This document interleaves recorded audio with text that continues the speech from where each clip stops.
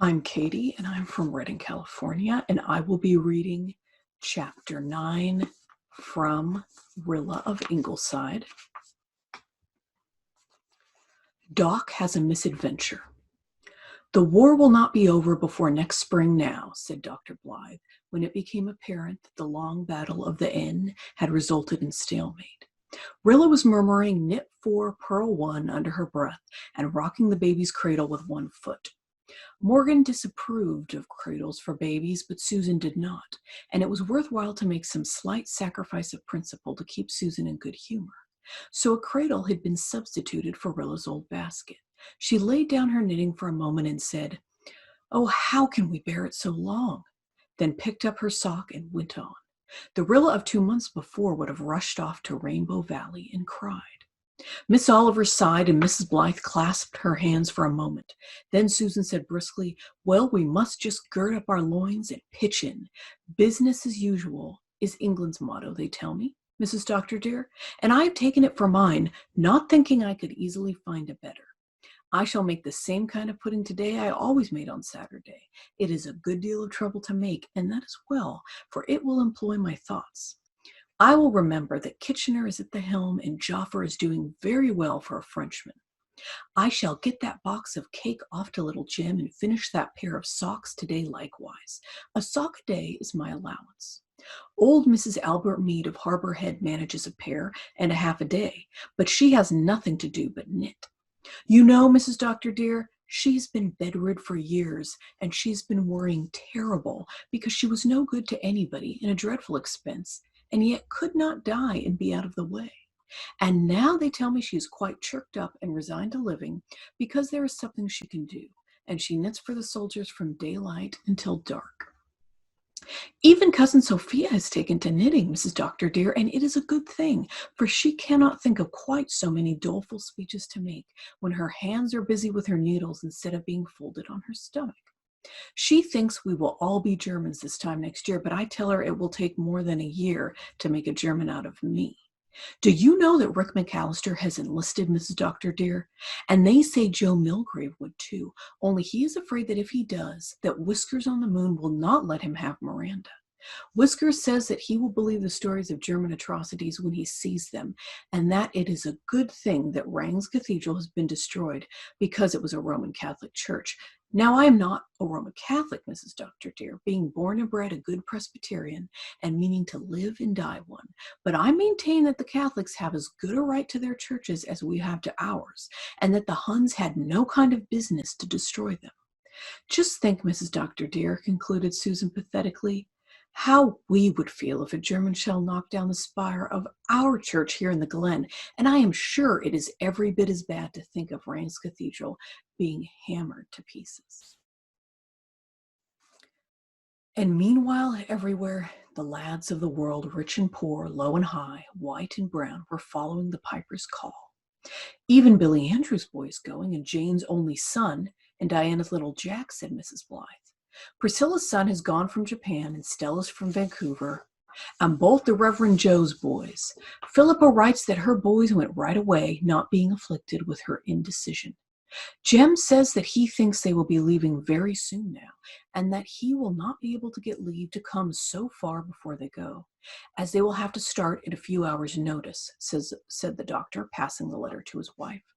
That is not fair, said Susan indignantly.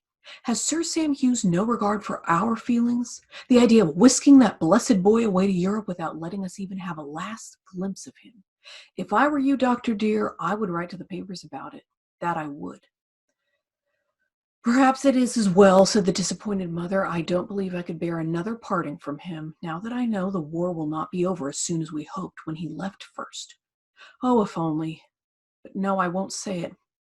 Like Susan and Rilla, concluded Mrs. Blythe, achieving a laugh, I am determined to be a heroine. You're all good stuff, said the doctor. I'm proud of my women folks. Even Rilla here, my lily of the field, is running a Red Cross society full blast and saving a little life for Canada. That's a good piece of work. Rilla, daughter of Anne, what are you going to call your war baby? I'm waiting to hear from Jim Anderson, said Rilla. He may want to name his own child. But as the autumn weeks went by, no word came from Jim Anderson, who had never been heard from since he sailed from Halifax, and to whom the fate of wife and child seemed a matter of indifference. Eventually, Rilla decided to call the baby James, and Susan opined that Kitchener should be added there too. So James Kitchener Anderson became the possessor of a name somewhat more imposing than himself. The Ingleside family promptly shortened it to Jims, but Susan obstinately called him Little Kitchener and nothing else. Jims is no name for a Christian child, Mrs. Doctor dear, she said disapprovingly. Cousin Sophia says it is too flippant, and for once I consider she utters sense, though I would not please her by openly agreeing with her. As for the child, he is beginning to look something like a baby, and I must admit that Rilla is wonderful with him, though I would not pamper pride by saying so to her face. Mrs. Doctor dear, I shall never forget the first sight I had of that infant lying in that big soup tureen rolled up in dirty flannel. It is not often that Susan Baker is flabbergasted, but flabbergasted I was then, and that you may tie to. For one awful moment I thought my mind had given way and that I was seeing visions. Then thinks I, no, I never heard of anyone having a vision of a soup tureen, so it must be real at least. And I plucked up confidence. When I heard the doctor tell Rilla that she must take care of the baby, I thought he was joking, for I did not believe for a minute she would or could do it. But you see what has happened, and it is making a woman of her. When we have to do a thing, Mrs. Doctor dear, we can do it. Susan added another proof to this concluding dictum of hers one day in October. The doctor and his wife were away. Rilla was presiding over Jim's afternoon siesta upstairs, purling 4 and knitting 1 with ceaseless vim. Susan was seated on the back veranda shelling beans, and Cousin Sophia was helping her.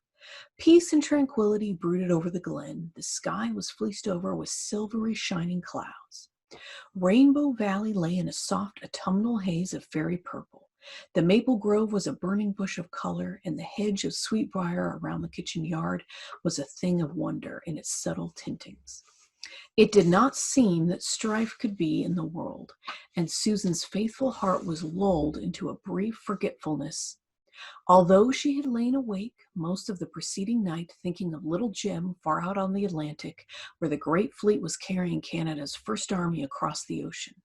Even Cousin Sophia looked less melancholy than usual and admitted that there was not much fault to be found in the day, although there was no doubt it was a weather breeder and there would be an awful storm on its heels.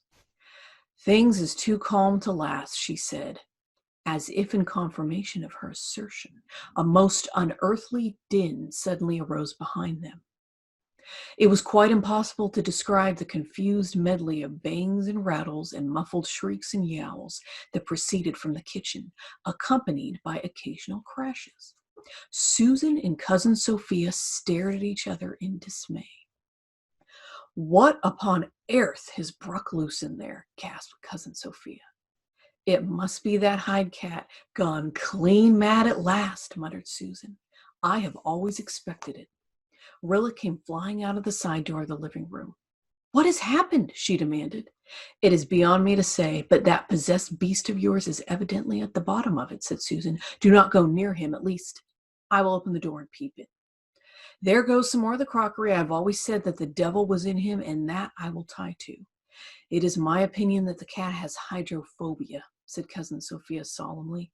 I once heard of a cat that went mad and bit 3 people, and they all died a most terrible death, and turned as black as ink. Undismayed by this, Susan opened the door and looked in. The floor was littered with fragments of broken dishes, for it seemed that the fatal tragedy had taken place on the long dresser, where Susan's array of cooking bowls had been marshaled in shining state. Around and around the kitchen tore a frantic cat, with his head wedged tightly in an old salmon can. Blindly he careened about with shrieks and profanity commingled, now banging the can madly against anything he encountered, now trying vainly to wrench it off with his paws. The sight was so funny that Rilla doubled up with laughter. Susan looked at her reproachfully. I see nothing to laugh at. That beast has broken your ma's big blue mixing bowl that she brought from Green Gables when she was married. That is no small calamity in my opinion. But the thing to consider now is how to get that can off Hyde's head. Don't you dast go touching it, exclaimed Cousin Sophia, galvanized into animation. It might be your death. Shut the kitchen up and send for Albert. I am not in the habit of sending for Albert during family difficulties, said Susan loftily. That beast is in torment, and whatever my opinion of him may be, I cannot endure to see him suffering pain. He is not mad, at least not any madder than he frequently is. But you keep away, Rilla, for little Kitchener's sake, and I will see what I can do. Susan stalked undauntedly into the kitchen, seized an old storm coat of the doctor's, and after a wild pursuit and several fruitless dashes and pounces, managed to throw it over the cat and can. Then she proceeded to saw the can loose with a can opener, while Rilla held the squirming animal, rolled in the coat. Anything like Doc's shrieks while the process was going on was never heard at Ingleside.